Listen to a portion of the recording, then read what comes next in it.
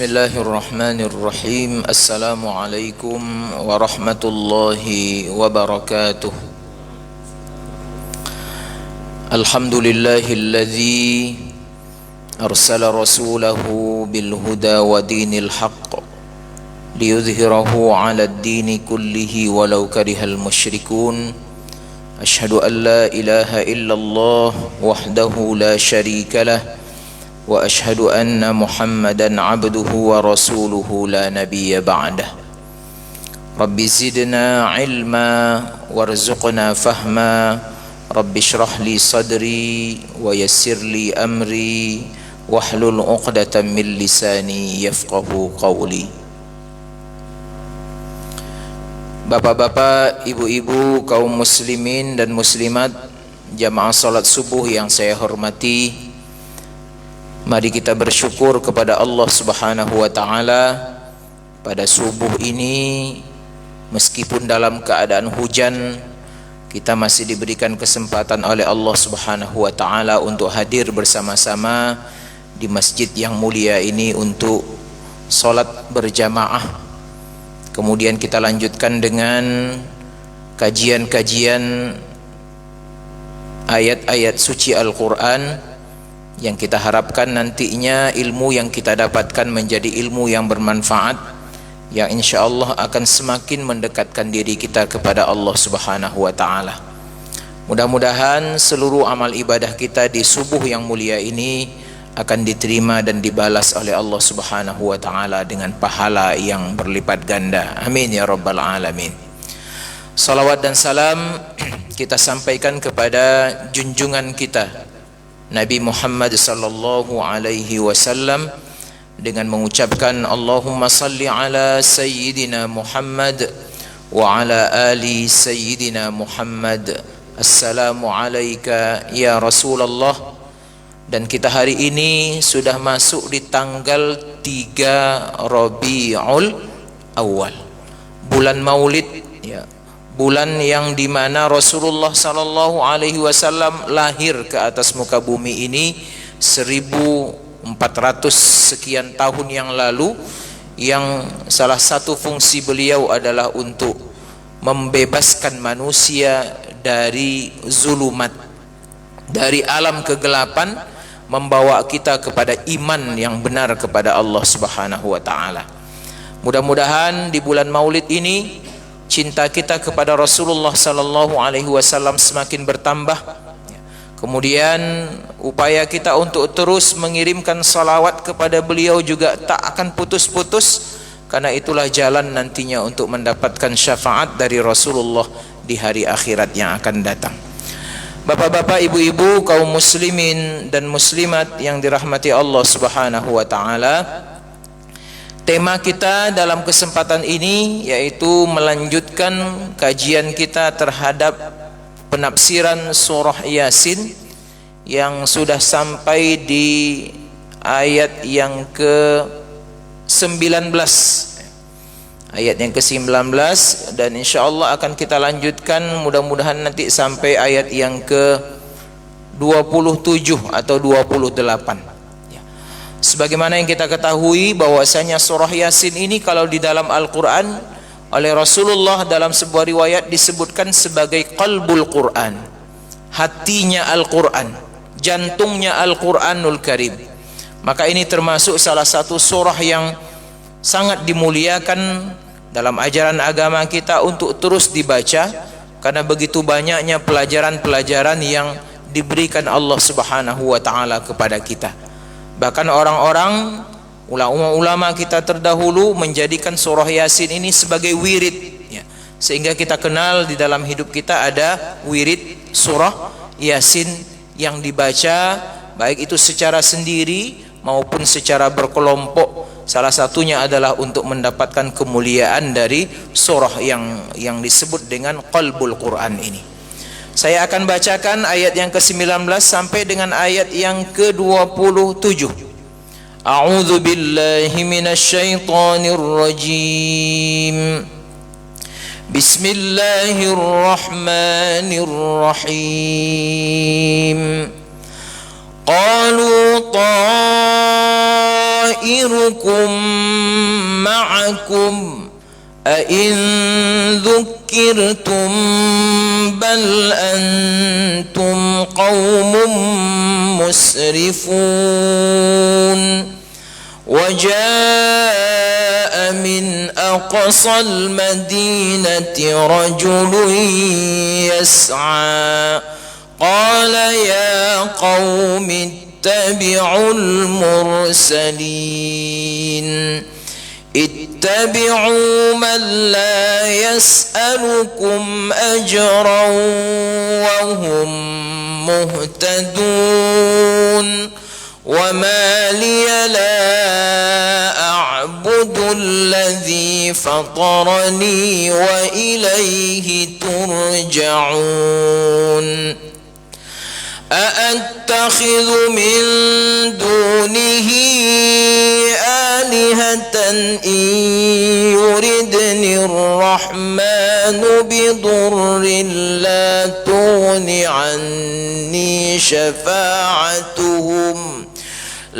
تغن عني شفاعتهم شيئا ولا ينقذون إني إذا لفي ضلال مبين إني آمنت بربكم فاسمعون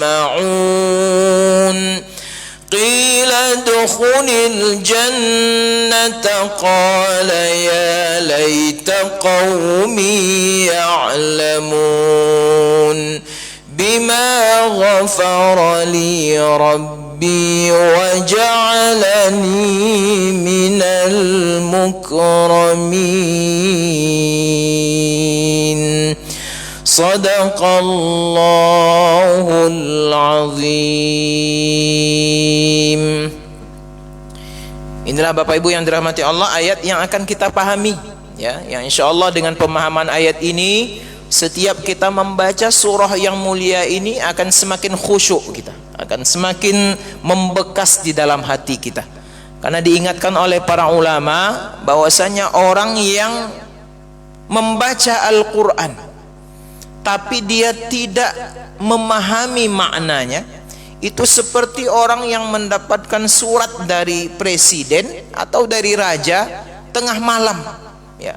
Ada surat datang tengah malam, tak ada lampu, tak ada pelita, tak ada cahaya, sehingga surat itu tak begitu berbekas. Nampak suratnya itu, ada dia pegang tapi tak tahu apa isinya. Kenapa? Karena tidak bisa dibaca. Maka orang yang paham Al-Quran dengan baik, tahu dia maknanya dengan baik, itu ibarat orang yang mendapatkan surat dari raja di tengah malam dan ada cahayanya, Pak, ada lampunya, tahu dia apa yang diinginkan oleh raja itu. Maka orang yang paham baca Quran, tahu maknanya, ini sungguh luar biasa, bisa menjadi sebagai hudan, ya, petunjuk bagi kita menurut apa yang diinginkan Allah Subhanahu wa taala. Kita mulai. A'udzubillahi minasyaitonirrajim. Bismillahirrahmanirrahim. Qalu ta'irukum ma'akum. Para rasul tadi berkata, jadi sebelumnya ada Allah kisahkan Allah mengirimkan dua orang rasul kepada sebuah kaum, kepada sekelompok manusia yang disebutkan dalam berbagai macam tafsir. Kota yang dituju itu adalah sebuah kota yang bernama Antakya, di mana posisinya hari ini itu ada di sekitar wilayah Irak.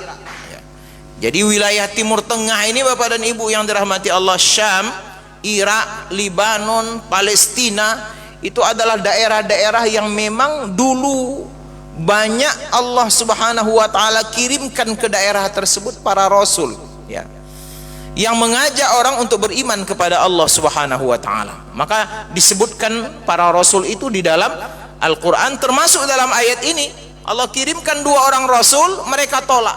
Maka kemudian Allah tambah lagi satu orang rasul lagi, sehingga jumlahnya menjadi 3 orang.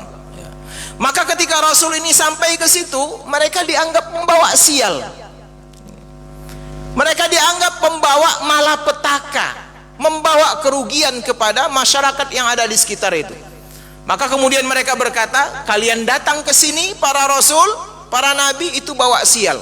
Maka kemudian Rasul ini berkata kepada mereka, qalu, mereka berkata, ta'irukum ma'akum. Sial itu bukan karena kami. Kami datang kepada kalian sebagai utusan Allah, malah membawa kebaikan untuk kalian, membawa cahaya untuk kalian, membawa peradaban untuk kalian, agar yang selama ini hanya beriman, hanya menyembah kepada patung, kepada manusia, kepada jin, ganti itu. Sebab yang bisa, yang wajar dan pantas untuk kita jadikan sebagai sesembahan itu hanya Allah. Kami datang ke sini, yang harusnya kalian masuk neraka. Kalau kami tak datang, kami datang ke sini membawa kalian untuk masuk ke dalam surga. Kami bukan bawa kesialan, tapi sial itu bersumber dari diri kalian sendiri yang tidak mau untuk menerima petunjuk, menerima hidayah dari Allah Subhanahu wa ta'ala. Ain dzukirtum, dan kami sudah mengingatkan kepada kalian. Jadi tugas Rasul ini Bapak Ibu yang dirahmati Allah adalah untuk mengingatkan kita semua. Nabi datang kepada kaumnya, Rasulullah datang kepada kita semua, itu untuk mengingatkan kita semua mana jalan yang benar, mana jalan yang salah. Ingatkan. Akhirnya dari peringatan itu kita bisa akan memilih mana yang harusnya kita ambil, mana yang harusnya kita tinggalkan. Bal antum qaumum musrifun. Sudah diberikan peringatan, tak mau juga menerima peringatan, diikuti juga hawa nafsu, diikuti juga keinginan setan. Maka kata para rasul tadi, kalian inilah sebetulnya qaumum musrifun, orang yang memang sudah melampaui batas. Diberi peringatan masih tetap melanggar larangan Allah Subhanahu wa ta'ala. Jadi berdialoglah para rasul itu dengan umatnya. Yang Rasul menyampaikan kebenaran, umatnya menolak kebenaran, bahkan diikuti dengan ancaman-ancaman yang luar biasa. Jadi resiko para Rasul, Bapak Ibu yang dirahmati Allah, begitu juga dengan para ulama, pasti di dalam menyampaikan kebenaran itu penuh dengan ancaman, Pak, penuh dengan cobaan. Makanya kalau ada ulama yang tak dicoba dengan ancaman tadi, itu kurang hebat keulamaannya. Disebutkan dalam sebuah riwayat, al-ulama'u warasatul anbiya. Para ulama itu adalah pewaris para nabi, bukan hanya sebagai pewaris ajarannya saja, tapi juga pewaris cobaannya. Nabi penuh dengan cobaan, ulama juga penuh dengan cobaan. Maka kita tengoklah ulama mazhab yang 4 tuh Pak, Imam Syafi'i, Imam Hambali, Imam Maliki, Imam Hanafi, itu dalam hidup mereka penuh dengan cobaan. Bahkan imam hadis kita, Imam Bukhari, itu cobaannya luar biasa Bapak Ibu yang dirahmati Allah. Karena memang seperti itulah sunnah Allah, setiap menyampaikan kebenaran pasti akan diiringi dengan cobaan dari Allah Subhanahu wa ta'ala. Ayat yang ke-20, wa ja'a min aqsal madinati rajulun yas'a. Ketika para nabi ini, para rasul ini dihina, kemudian dimaki, diancam oleh umatnya, tiba-tiba datang, ja'a rajulun, datang seorang laki-laki, min aqsal Madinah, dari pojok kota. Rumahnya di pojok, Pak. Biasanya orang di pojok-pojok itu orang yang dianggap sebagai orang kecil, orang yang tidak mempunyai pengaruh, bukan berada di tengah-tengah. Dalam riwayat disebutkan siapa rojul ini, siapa laki-laki ini, disebutkan dalam kitab tafsir, rojul itu, laki-laki itu bernama Habib An-Najjar. An-Najjar ini artinya tukang kayu, Pak. Dia kerjanya membuat kayu, membuat perabotan. Tak sebegitu besar usahanya, tapi dia punya keimanan kepada Allah Subhanahu wa ta'ala. Disebutkan di dalam kitab tafsir ini, Habib An-Najjar ini adalah seorang tukang kayu, penduduk yang tinggal di pojok kota, yang menurut riwayatnya beliau kena penyakit kusta. Penyakit kusta, penyakit yang membuat kulit kita, daging kita itu bisa copot. sehingga mungkin ada sebagian daripada anggota tubuhnya yang tidak sempurna. Dan dalam riwayat disebutkan suatu ketika Habib An-Najjar ini pernah menyembah patung selama 70 tahun. Ya, dia sembah patung sebagai Tuhannya, sampai kemudian datang 3 orang Rasul ini yang diutus oleh Allah Subhanahu wa taala ke kota Antakya ini untuk berdakwah, mengajak dari Habib ini agar beriman kepada Allah. Maka kemudian Habib ini berkata kepada para Rasul tadi, apa jaminannya kalau saya beriman kepada Allah Subhanahu wa taala, kemudian saya tinggalkan patung-patung yang sudah saya sembah selama 70 tahun? Maka para Rasul tadi mengatakan jaminannya adalah kalau engkau berdoa kepada Allah apapun yang engkau minta, maka doamu itu akan dikabulkan oleh Allah Subhanahu wa taala. Maka kemudian dalam riwayat disebutkan Habib ini kemudian berdoa kepada Allah agar penyakit kustanya disembuhkan oleh Allah. Berdoa dia dengan khusyuk, meminta dia dengan Allah Subhanahu wa taala, begitu pasrahnya dia, maka kemudian Allah kabulkan doanya, penyakitnya kemudian disembuhkan oleh Allah. Sesudah itu kemudian dia tinggalkan patung-patung yang sudah dia sembah selama 70 tahun, dan mulai saat itu dia hanya menyembah kepada Allah Subhanahu wa taala.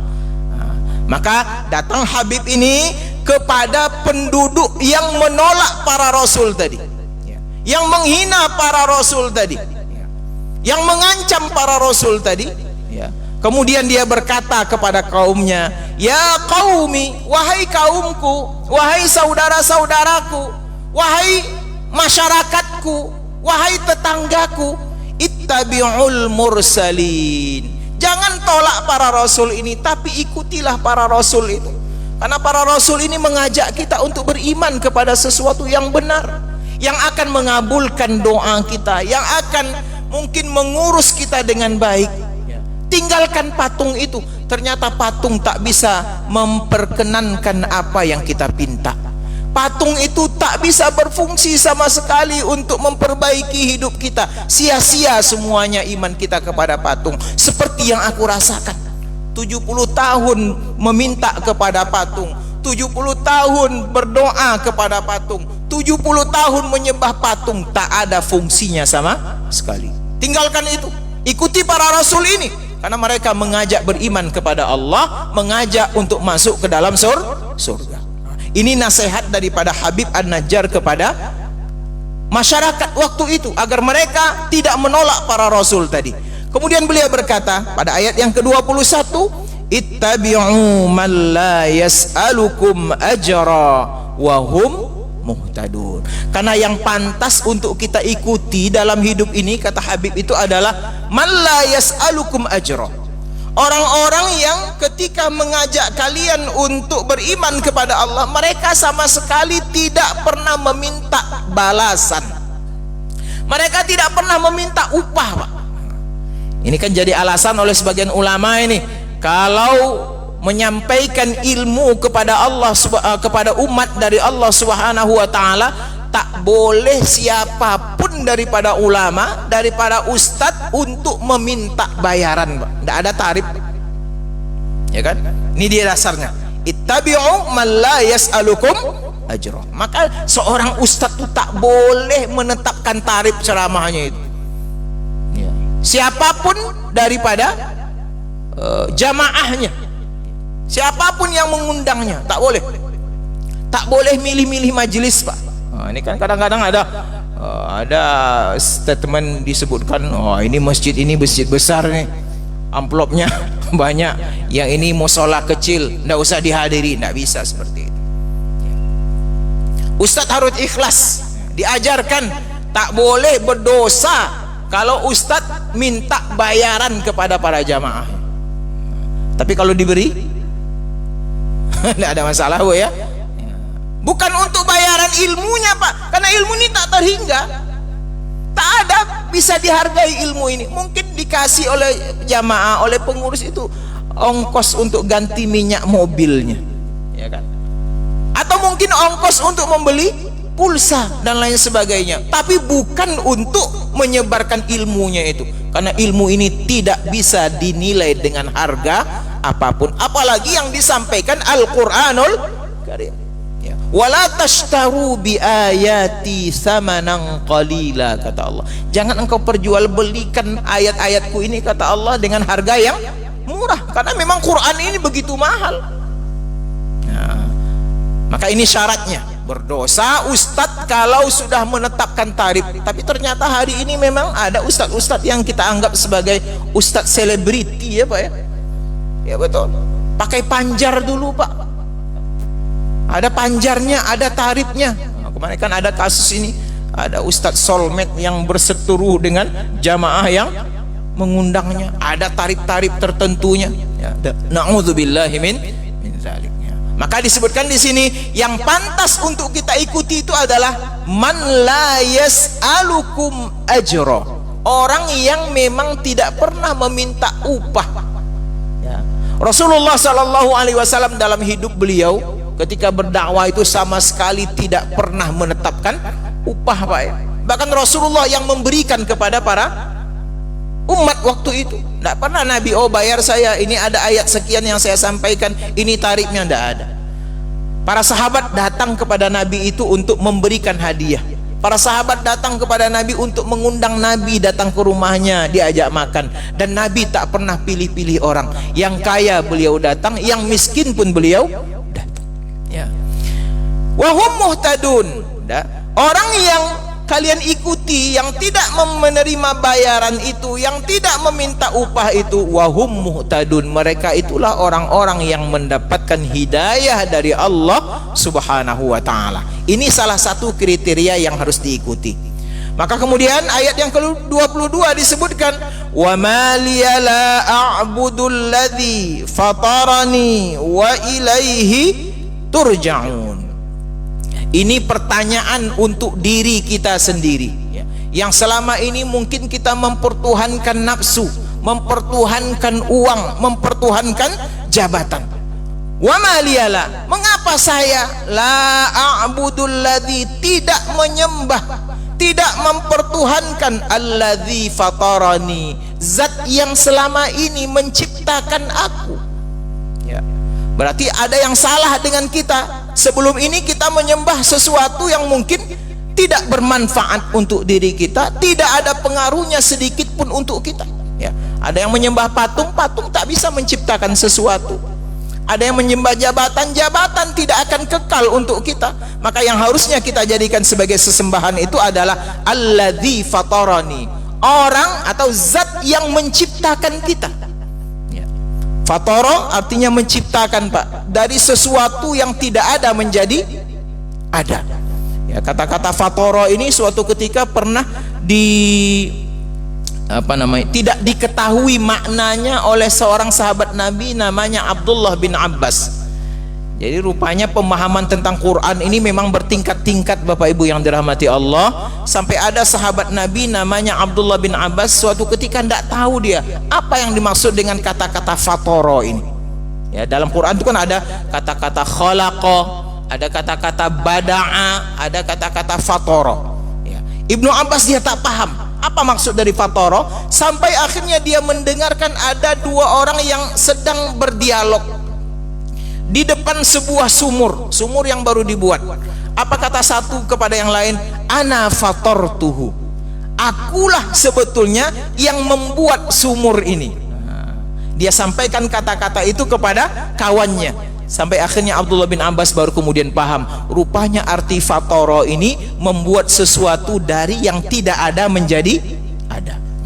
Maka Allah Subhanahu wa ta'ala, zat yang pantas untuk kita sembah itu adalah zat yang memang fatarani, yang menciptakan kita dari sesuatu yang tidak ada menjadi ada. Usia saya hari ini, Bapak Ibu yang dirahmati Allah, sudah 48 tahun. 49 tahun yang lalu saya belum ada sama sekali. Maka sebelum ada kemudian menjadi ada, maka itu disebut dengan fatara. Ya, siapa yang melakukan itu? Itulah zat yang menciptakan kita, Allah Subhanahu wa ta'ala. Allah yang menciptakan kita, Allah yang membuat kita. Kemudian Allah katakan wa ilaihi turja'un. turja'un. Suatu ketika kepada Allah lah kita semua akan dikembalikan. Maka ketika ada orang yang meninggal dunia, kita dianjurkan untuk menyebutkan kalimat istirja. Istirja, kalimat yang menandakan kepulangan kita, diambil dari kata-kata roja'a yarji'u, kembali, pulang. Kalimat itu adalah inna lillahi wa inna ilaihi raji'un. Kita semuanya lillah, milik Allah. Inna lillah wa inna ilaihi raji'un, dan kita semuanya akan dikembalikan kepada Allah Subhanahu wa taala. Kalimat itu disebut dengan kalimat istirja. Bapak Ibu yang dirahmati Allah Subhanahu wa taala, kemudian ayat yang ke-23 ya. Pertanyaan lagi dari Habib An-Najjar kepada umatnya waktu itu, kepada masyarakatnya waktu itu, a'attakhidhu min dunihi alihah. Apakah kalian wahai masyarakat Antakya masih ingin menjadikan Tuhan selain Allah untuk kalian sembah?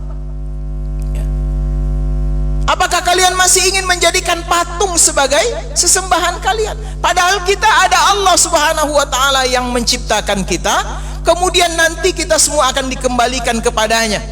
Ya, in yuridnir rahmanu bidurril la tughni anni syafa'atuhum syai'a. In yuridnir rahmanu bidurrillah.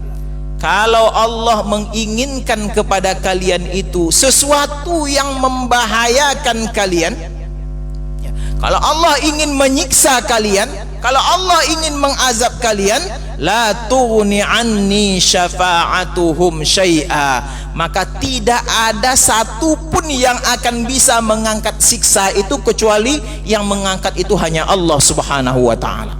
Ya, patung tidak akan bisa, Pak. Kalau kita sudah kena penyakit, kata Habib ini, maka patung tidak akan bisa untuk menyembuhkan kita dari penyakit itu. Ya, siapa yang bisa menyembuhkan penyakit itu? Satu-satunya hanya Allah Subhanahu wa taala. Jadi patung tak akan ada gunanya. Patung tidak mendengar, la yasma, tidak bisa mendengar, ya kan? Wala yash'ur, tidak bisa merasa karena dia benda mati. Cuman kadang-kadang itulah menurut sebagian para pakar, kadang-kadang agama itu tidak masuk akal diyakini oleh manusia itu, Pak. Ya, ada orang yang meminta kepada patung, padahal dia patung itu dia tahu, patung itu dia buat, patung itu dia letakkan, patung itu dia hias, patung itu tidak bisa bergerak sama sekali, tapi masih meminta kepada patung itu. Tidak masuk akal kadang-kadang, ya kan? Tidak berjalan akal manusia untuk sesuatu yang mereka sembah itu. Maka diingatkan oleh Habib An-Najjar ini, kalau seandainya Allah menurunkan bencana kepada kita, maka tidak ada satupun yang bisa menyelesaikan bencana itu kecuali yang menyelesaikan itu adalah Allah Subhanahu wa taala. Wala yunqidun, dan tidak ada yang bisa menyelamatkan kita kecuali keselamatan itu datang dari Allah Subhanahu wa taala. Ayat yang ke-25, inni idzal lafi dhalalim mubin. Kalau saya tetap beriman kepada patung, kalau saya tetap mempertuhankan patung, menyembah patung, ini maka sesungguhnya idzan, aku ini lafi dhalalim mubin, akan tetap berada di dalam kesesatan yang nyata. Apa maknanya? Siapapun yang menyembah selain Allah Subhanahu wa taala di dalam hidup ini, maka dijamin sesatnya. Tidak akan ada yang benar imannya kecuali hanya menyembah Allah. Maka konsep kita Bapak dan Ibu, dan ini harus kita yakini, tidak ada agama yang benar selain daripada agama Islam. Akan ada itu, Pak. Oh, semua agama sama, tidak ada itu. Ya. Sama mungkin dalam tataran pandangan manusia, dalam arti bertoleransi, agar kita tidak saling hina menghinakan, lakum dinukum waliyadin. Tapi di hadapan Allah, Allah sudah jelaskan, inni idzal lafi dhalalim mubin. Siapa yang menyembah kepada selain Allah pasti sesat, dan sesat itu adalah sesat yang nyata. harus kita tegaskan di sini Bapak dan Ibu yang dirahmati Allah, ya, sehingga anak kita, cucu kita, saudara kita bisa paham sepaham-pahamnya. Siapa yang mencari Tuhan selain Allah pasti akan sesat, pasti akan masuk neraka. Ya. Harus tegas Pak, harus berani kita mengatakan itu. Ya, sebab sekarang sudah mulai muncul paham-paham yang mungkin membuat kita semakin semakin ragu dengan kebenaran agama kita. Ya, muncul ajaran liberalisme, semua agama sama, ya kan? Semua agama semua pemeluk agama akan masuk ke dalam surga. Enggak, kita harus yakin yang akan masuk ke dalam surga itu hanya orang-orang yang beriman, bertakwa, beramal soleh hanya untuk Allah Subhanahu wa ta'ala. Itu harus ditegaskan Bapak Ibu yang dirahmati Allah. Selain itu masuk neraka. Oh, perkara mereka juga mengatakan kita masuk neraka itu terserah mereka Pak, ya kan? Yang penting tidak ada keyakinan dalam hati kita semua penduduk muka bumi ini agamanya apapun akan masuk surga. Tidak ada. Ya. Bapak Ibu yang dirahmati Allah Subhanahu wa taala, ayat yang ke-25, inni amantu bi rabbikum fasma'un. Ya. Selain daripada beriman kepada Allah adalah sesat, maka Habib itu menegaskan, ya. Dia sudah beriman sebelumnya kepada Allah, tapi di depan masyarakatnya waktu itu dia tegaskan imannya. Inni amantu bi rabbikum. Sesungguhnya aku hari ini, saat ini, kata Habib, beriman kepada Tuhan kalian. Jadi dia seolah-olah memproklamirkan dirinya, aku betul-betul orang yang beriman, tak ada takutnya Pak. Tidak dia sembunyikan keimanannya. Maka ini juga menjadi isyarat siapa yang ingin masuk ke dalam agama Islam mesti diumumkan, mesti disiarkan, mesti disampaikan, mesti di depan para jamaah Pak, untuk mengetahui, ya, agar dia nampak, oh saya sudah meninggalkan ajaran agama saya yang lalu kemudian masuk ke dalam agama Islam, syahadatnya disaksikan oleh para jamaah. Maka kita kenallah di beberapa masjid di wilayah Pekanbaru ini memang ada acara-acara yang sengaja dilakukan untuk dihadiri dalam rangka menyaksikan orang-orang yang memeluk agama Islam. Salah satunya di Masjid An-Nur Pekanbaru ini, ya, itu biasanya setiap habis Jumat, ya, habis selesai sholat ada pengumuman dari panitia, dari pengurus untuk menyaksikan beberapa orang yang memang sengaja untuk memeluk agama Islam yang kita sebut dengan mu'allaf. Disaksikan Pak, ya, harus tidak bisa sembunyi-sembunyi, karena konsekuensi kalau sembunyi itu berbeda dengan kalau kita umumkan. Kalau sembunyi-sembunyi kita tidak tahu apakah dia sudah beragama Islam atau belum. Kita tidak bisa menganggapnya sebagai saudara kita. Tapi ketika sudah diumumkan, ada yang menyaksikan, maka pada saat itu berubah statusnya dari kafir menjadi muslim. Ada hak-haknya yang harus kita jalankan, ya. Ada yang harus kita penuhi. Apa salah satunya? Memberikan bimbingan keagamaan, ya. Sebab selama ini yang kita saksikan memang ada yang mu'allaf tapi kemudian dibiarkan, tidak dibimbing. Akhirnya yang mu'allaf itu, ya, ilmunya tidak tambah-tambah, ya, pemahaman agamanya tidak tambah-tambah. Maka banyak juga mu'allaf yang tidak dibimbing itu kemudian kembali kepada agamanya semula, ya. Maka tugas kita sebetulnya adalah mengingatkan mereka, mengajarkan mereka, sehingga akhirnya mereka bisa istiqamah dengan keimanannya. Inni amantu bi rabbikum fasma'un.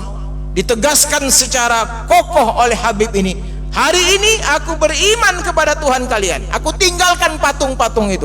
Fasma'un, dengarkan apa yang aku sampaikan. Jadi untuk kebenaran harus kita sampaikan apapun resikonya, ya. Dengarkan wahai umatku, kata Habib ini, aku beriman kepada Allah dan aku siap menanggung resiko apapun dari kalian, ya. Tanpa dia takut dengan mungkin siksaan, tanpa dia takut mungkin dengan cemoohan, tanpa dia takut mungkin dengan hinaan yang disampaikan oleh umatnya. Dan ternyata itu ada konsekuensinya. Apa itu? Dalam riwayat disebutkan ketika Habib ini menunjukkan keimanannya kepada 3 orang Rasul tadi, kemudian dia menyampaikan saya beriman kepada Allah, tiba-tiba umatnya mengambil batu kemudian melemparkan batu itu kepada Habib. Ya. Dilemparkan batu itu, dia dilempar, dirajam bersama-sama oleh umatnya waktu itu, sehingga akhirnya Habib yang mengumumkan imannya kepada Allah itu kemudian mati dalam keadaan beriman kepada Allah Subhanahu wa taala. Jadi konsekuensi iman itu luar biasa Bapak Ibu yang dirahmati Allah Subhanahu wa taala. Ya, tantangannya nyawa, seperti yang berlaku bagi para sahabat Nabi sallallahu alaihi wasallam. Kita mengenal ada Ammar bin Yasir, Pak, ya. Kita mengenal ada Bilal bin Rabah yang memang mereka bertarung nyawa untuk mempertahankan imannya kepada Allah. Tidak ada apa-apanya dibandingkan dengan apa yang kita rasakan hari ini, Pak. Ya, hari ini tantangan iman kita tidak ada karena kita mayoritas di sini. Ya kan? Tak ada tantangannya, Pak. Ya, mau sholat kita tidak ada yang mengganggu. Ya kan? Mau ibu-ibu pakai jilbab tak ada yang mengganggu. Mau wirid pengajian tidak ada yang mengganggu. Tapi ada sekelompok orang Islam yang memang untuk sholat itu payah, Pak. Untuk pakai peci haji ini payah, Pak. Untuk pakai jilbab itu payah. Di mana tempatnya? Ya, hari ini kita saksikanlah di Cina itu, di Uighur. Untuk puasa saja payah, Pak. Ya kan? Untuk berbuka puasa mencari makanan yang halal saja susah. Nah, maka bersyukurlah kita dalam keadaan seperti ini, kita bisa beramal soleh dengan baik. Kita bisa menjalankan aktivitas agama kita dengan baik tanpa ada yang menghalangi. Karena kalau kita dihalangi, kita bisa melaporkan kepada aparat keamanan yang mungkin masih berpihak kepada kita. Tapi ada tempat-tempat yang waktu itu mungkin tempat itu tak bisa menjadi jaminan bagi mereka untuk beriman, bertakwa dan beribadah menurut ajaran agama Islam. Bapak Ibu yang dirahmati Allah Subhanahu wa taala, maka Habib An-Najjar itu mati karena mempertahankan imannya kepada Allah Subhanahu wa taala. Ketika dia meninggal dunia, ya, maka malaikat semua menyambut kedatangan rohnya. Ya, ini sudah tataran yang apa namanya Bapak Ibu? Tidak lagi tataran manusia. Ini cerita Allah. Yang tahu ini hanya Allah dan para malaikat. Orang-orang yang hidup waktu itu tak tahu lagi kejadian. Yang penting mereka menyaksikan Habib itu mati, ditimpuk pakai batu gara-gara mengumumkan imannya kepada Allah. Maka ketika dia meninggal dunia, ketika dia mati, maka malaikat berkata, qila dukhulil jannah. Wahai Habib yang beriman kepada Allah, yang mempertaruhkan imannya mesti dengan meninggal dunia, mesti dengan mempertaruhkan nyawanya, qila dukhulil jannah, masuklah engkau ke dalam surga. Ya. Jadi pengorbanannya yang harus mati mempertahankan imannya itu berbalas kebaikan dari Allah Subhanahu wa taala. Allah balas pengorbanannya itu dengan surga, Pak. Maknanya apa? Setiap apapun yang kita alami ketika mempertahankan iman kita itu tidak akan pernah sia-sia di hadapan Allah Subhanahu wa taala. Yakin itu Bapak dan Ibu? Ya. Konsekuensi apapun dari keimanan kita pasti ada balasannya. Ya, maka orang sholat subuh di Masjid Jami'atuz Zahidin dalam kondisi hujan pasti ada balasan pahalanya dari Allah, Pak. Makin hebat cobaan untuk mengerjakan kebaikan dalam agama kita, makin besar pahalanya, ya kan? Hujan dengan tak hujan, mana besar pahalanya, Pak? Besar yang hujan, ya. Karena berat cobaan ke sini itu. Sodakoh orang kaya dengan sodakoh orang miskin, mana besar balasannya, Pak? Sodakoh orang miskin, karena bagi orang miskin susah untuk mendapatkan uang. Naik haji orang kaya, naik haji orang miskin, mana yang paling besar pahalanya? Pahalanya besar orang miskin, karena mereka susah mendapatkan uang untuk berangkat haji. Nah, maka begitu juga dengan orang yang mati karena mempertahankan imannya kepada Allah, disambut oleh malaikat dengan ucapan yang luar biasa, qila dukhulil jannah, masuklah engkau ke dalam surga. Qala ya laita qaumi ya'lamun. Ketika merasakan nikmatnya surga itu, Habib An-Najjar yang sudah meninggal dunia tadi berkata, qala ya laita qaumi ya'lamun. Andaikan saja kaumku yang membunuhku tahu bagaimana balasan Allah terhadap orang-orang yang beriman secara benar. Seandainya mereka tahu apa yang aku rasakan hari ini, katanya. Ketika aku memang sakit ditimpuk dengan batu, tapi sakitnya itu hanya sebentar. Sakitnya itu kan menjelang mati saja, cuman Pak ya. Tapi sesudah mati dia mendapatkan kenikmatan yang luar biasa. Dia saksikan betapa dahsyatnya, betapa luar biasanya balasan dari Allah Subhanahu wa taala. Boleh jadi ketika dia meninggal, sakit itu tergantikan oleh senyumnya, Pak. Ada kemarin orang mengirimkan foto orang Palestina yang meninggal dunia sesudah ditembak oleh tentara Israel, tapi dia meninggal dalam keadaan senyum yang luar biasa, ya kan?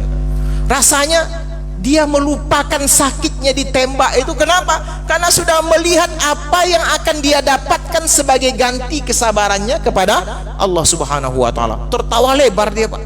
Bukan hanya tersenyum tapi tertawa. Rasa sakit itu hilang. Kenapa? Karena dia melihat sesuatu yang lebih hebat yang akan dia dapatkan, yaitu surga dari Allah Subhanahu wa taala. Mala ainun ra'at, yang tak pernah dilihat oleh mata, wala udhunun sami'at, tak pernah didengar oleh telinga, wala khatara fi qalbil bashar, tak pernah terlintas di hati manusia bagaimana nikmatnya surga yang pernah dijanjikan oleh Allah Subhanahu wa taala. Samalah seperti kita kehilangan sepeda motor. Ada orang hilang sepeda motor, tiba-tiba datang pengusaha, saya ganti sepeda motor yang hilang itu dengan Kijang Innova. Kira-kira yang hilang sepeda motor itu menangis apa tertawa, Bapak dan Ibu? Tertawa dia, Bu, ya. Karena ada pengganti yang luar biasa. Maka salah satu doa yang kita bacakan di dalam doa untuk orang meninggal dunia itu apa? Allahumma abdilhu daron khairam min darihi. Ya Allah, gantikan bagi dia rumah yang lebih baik daripada rumah yang dia tinggalkan. Ya, rumah kita rumah petak, tiba-tiba Allah berikan istana, hilang rumah petak itu, Pak.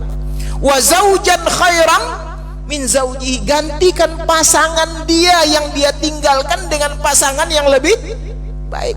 Ya, pasangan kita istri umur sudah 70 tahun, dah peot-peot dah, Pak. Ya kan? Tiba-tiba diganti dengan bidadari. Kira-kira ingat enggak istrinya yang dia tinggal itu, Bapak Ibu? Ibu begitu juga, ya kan? Bapak ada peot-peot, tiba-tiba ada bentuk amal ibadahnya berupa laki-laki yang tampan, hilang Bapak tuh, Pak. Ibu ya. Nah, begitu luar biasanya Allah Subhanahu wa taala menjanjikan kepada setiap orang yang istiqamah di dalam beriman dan beramal saleh di jalan Allah Subhanahu wa taala. Nah, jadi dia merasakan hal yang luar biasa, maka dia ceritakan, ya, diceritakan oleh Allah, qala ya laita qaumi ya'lamun, seandainya saja umatku tahu, masyarakatku tahu apa yang aku dapatkan di hadapan Allah Subhanahu wa taala dari balasan yang luar biasa. Kemudian ayat yang terakhir Allah Subhanahu wa taala katakan bima ghafarali rabbi. Allah kemudian kata Habib itu mengampuni seluruh dosa-dosaku. Ya. Bima ghafarali rabbi. Allah ampunkan dosa-dosaku. 70 tahun yang aku sembah patung itu diampuni oleh Allah. Ya. Banyak dosa-dosaku sebelumnya diampuni semua oleh Allah Subhanahu wa taala. Maka ini harapan kita ketika membacakan doa selamat, Pak, ya. Allahumma inna nas'aluka salamatan fid din wa afiyatan fil jasad wa ziyadatan fil ilmi wa barakatan fil rizqi wa taubatan qablal maut. Kita minta kepada Allah taubat sebelum mati kita, wa maghfiratan ba'dal maut. Kita minta agar ketika kita sudah mati diampuni seluruh dosa kita oleh Allah. Ya, sama seperti keadaan yang dialami oleh Habib An-Najjar ini. Bima ghafarali rabbi, Allah mengampunkan dosa-dosaku. Tak ada lagi yang tersisa, semuanya dihabiskan oleh Allah, diputihkan oleh Allah Subhanahu wa taala, sehingga tidak lagi akan menjadi penghuni neraka, tapi dimasukkan ke dalam surga. Wa ja'alani minal mukramin, dan Allah menjadikan aku karena istiqamah dalam beriman, karena istiqamah dalam beramal saleh, maka Allah jadikan aku minal mukramin, di antara orang-orang yang dimuliakan Allah Subhanahu wa taala. Tempat orang mulia adalah sesuatu tempat yang paling mulia. Apa tempat orang mulia itu? Surga. Itulah tempat yang paling mulia yang dipersiapkan oleh Allah Subhanahu wa taala bagi orang-orang yang beriman kepada Allah Subhanahu wa taala. Inilah Bapak Ibu yang dirahmati Allah, ayat yang berkaitan dengan cerita seorang laki-laki yang konsisten mempertahankan imannya kepada Allah, yang tidak takut dengan ancaman apapun yang dia hadapi dalam rangka menyampaikan kebenaran, mengajak orang untuk beriman kepada Allah. Laki-laki itu bernama Habib An-Najjar, ya. Dia begitu bersahaja, begitu sabar, ya, tidak termasuk orang-orang yang mungkin dianggap orang-orang berpengaruh, tetapi kemauannya untuk mengajak orang beriman kepada Allah luar biasa. Meskipun tantangannya nyawanya harus hilang, ya, dia harus berpisah antara dia dengan dunia, tapi Allah akan balas dia dengan sesuatu yang luar biasa, yaitu surga Allah Subhanahu wa taala. Bapak Ibu yang dirahmati Allah, masih ada waktu beberapa saat bagi yang mau bertanya, saya persilakan dengan segala hormat. Ya, silakan Pak.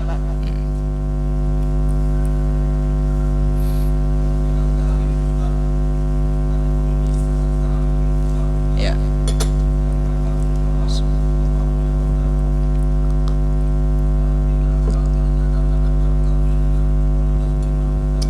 Iya. Iya. Oke. Terima kasih Pak, luar biasa pertanyaannya Bapak Ibu. Ya, ada orang yang kadang-kadang berimannya itu, ya, kadang malas. Ya, mungkin dikaitkan dengan keadaan yang hari ini memang makin lama makin sulit. Bukan hanya kita pribadi yang sulit, Pak. Masyarakat sulit, bahkan negara pun sulit. Hari ini orang berhutang, negara pun berhutang. Negara kita hutangnya sampai 6.000 triliun, Pak. Kalau dijatah orang kita pribadi per orang dari 270 juta orang kita ini di Indonesia, kita masing-masing sudah lebih 20 juta untuk nyumbang kita per orang ini, barulah lunas hutang negara kita ini. Saking sulitnya bangsa kita ini, ya. Maka oleh sebab itu ini tantangan. Jangan dikira kata Allah ketika kalian sudah mengaku beriman, saya taat kepada Allah, terus tidak dicoba. Ahasiban nasu an yutraku an yaqulu amanna wa hum la yuftanun. Ketika kamu rajin ke masjid, ya, saya beribadah kepada Allah, terus kalian merasa saya kemudian hidup saya enak saja, ya, hidup saya kemudian lapang saja. Tidak. Makin tinggi iman kita, ujian kita makin besar. Itu apanya Bapak Ibu? Itu fitrahnya. Itu aturan Allah yang ditetapkan untuk siapapun di atas muka bumi ini. Makanya Nabi mengatakan orang yang paling kuat cobaan hidupnya itu adalah para nabi, ya. Makin tinggi iman kita, makin kuat cobaannya, Pak. Bapak dijamin nanti Bapak membaca Quran, Bapak rajin ke masjid, Bapak ini rajin silaturahmi, pasti nanti cobaannya makin berat. Tapi itu cobaan sementara, Pak. Makanya ketika kita dicoba oleh Allah dengan cobaan itu, jangan kemudian yang qalib ala akibai, jangan mundur ke belakang, jangan balik kanan, Pak. Tetaplah berjalan secara istiqamah. Maka istiqamah tadi konsisten kita dengan amal soleh tadi. Tetap kita sholat, tetap kita berzikir, tetap kita baca Quran, jangan balik kanan, Pak. Sebab kalau balik kanan bertepuk tangan setan itu. Maka kita harus merasakan ketika kita semakin kuat iman kita, pasti Allah akan semakin memperkuat cobaannya kepada kita, dan kita mesti bersabar di dalam ketaatan. Maka sabar itu setidak-tidaknya ada dua, Pak, ya. Satu, sabar ketika kita musibah, ya, menghadapi cobaan. Tapi ada sabar yang lebih hebat lagi, sabar di dalam ketaatan kepada Allah Subhanahu wa taala. Maka berbaik sangkalah dengan Allah, cobaan itu berkaitan dengan iman kita. Kalau kita lulus dengan cobaan itu, insya Allah hidup kita pasti akan lebih baik lagi ke depan. Siapa contohnya? Ada seorang pengusaha muslim namanya Yusuf Hamka, ya Pak, ya. Ingat Bapak Yusuf Hamka itu siapa? Orang Cina, Pak. Dia pernah masuk Islam di depan Buya Hamka sekitar tahun 1979, Pak. Masih muda dia waktu itu. Iman dia kepada Allah, dia ganti agamanya Buddha sebelumnya menjadi seorang Muslim. Dia waktu itu kaya, tapi ketika dia jadi seorang Muslim, hidupnya susah, Pak. Menurut riwayatnya sekian tahun dia menganggur, Pak. Nganggur dia. Mungkin minta-minta sana sini, ya, mungkin susah cari makan, tapi dia konsisten dengan imannya, konsisten dengan Islamnya, sampai akhirnya keadaannya berbalik. Hari ini dia punya 14 ruas jalan tol, Pak. Ya, dikenal sebagai raja jalan tol. Nah, itu dia. Maka saya sarankan Bapak, bahkan kita semua yang ketika mendapatkan cobaan dari Allah Subhanahu wa taala, bersabarlah dengan cobaan itu, tetap istiqomahlah dengan amal ibadah kita, dengan keimanan kita. Pasti di balik itu Allah menjanjikan sesuatu yang lebih baik, yang datang cepat atau lambat. Begitu ya, Pak ya. Oke. Ibu-ibu ada? Oke, terima kasih. Alhamdulillahirabbil alamin. Mudah-mudahan bermanfaat untuk diri kita semua dalam rangka mendekatkan diri kita kepada Allah Subhanahu wa taala. Fa'tabiru ya ulil absar la'allakum turhamun. Assalamualaikum warahmatullahi wabarakatuh.